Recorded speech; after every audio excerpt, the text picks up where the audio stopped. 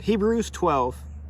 Therefore, since we also have such a large cloud of witnesses surrounding us, let us lay aside every hindrance and the sin that so easily ensnares us.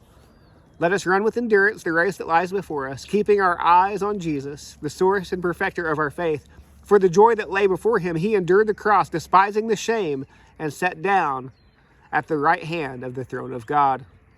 For consider him who endured such hostility from sinners against himself, so that you won't grow weary and give up. In struggling against sin, you have not yet resisted to the point of shedding your blood. And you have forgotten the exhortation that addresses you as sons. My son, do not take the Lord's discipline lightly, or lose heart when you are reproved by him. For the Lord disciplines the one he loves and punishes every son he receives. Endure suffering as discipline. God is dealing with you as sons. For what son is there that a father does not discipline? But if you are without discipline, which all receive, then you are illegitimate children and not sons. Furthermore, we have human fathers discipline us, and we respected them. Shouldn't we submit even more to the Father of spirits and live?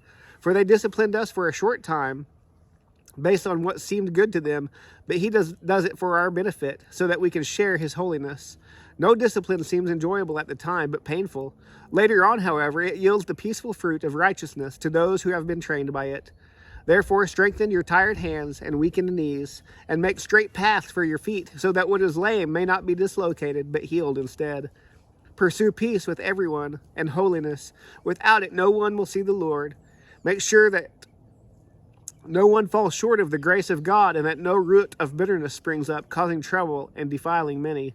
And make sure that there isn't any immoral or irreverent person like Esau, who sold his birthright in exchange for a single meal. For you know that later, when he wanted to inherit the blessing, he was rejected, even though he sought it with tears, because he didn't find any opportunity for repentance. For you have not come to what could be touched, to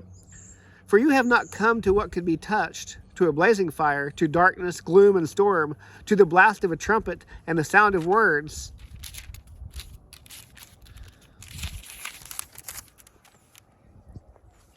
Those who heard it begged that not another word be spoken to them, for they could not bear what was commanded.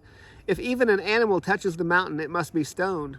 The appearance was so terrifying that Moses said, I am trembling with fear. Instead, you have come to Mount Zion, to the city of the living God, the heavenly Jerusalem, to myriads of angels, a festive gathering, to the assembly of the firstborn, whose names have been written in heaven, to a judge who is God of all, to the spirits of righteous people made perfect, and to Jesus, the mediator of a new covenant, and to the sprinkled blood, which says better things than the blood of Abel.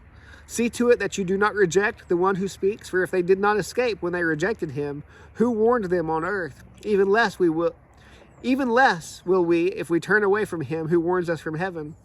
His voice shook the earth that time, but now he has promised, yet once more I will not shake only the earth, but also the heavens. This expression, yet once more, indicates the removal of what can be shaken, that is, created things, so that what is not shaken might remain. Therefore, since we are receiving a kingdom that cannot be shaken, let us be thankful. By it, we may serve God acceptably with reverence and awe, for God is our consuming fire.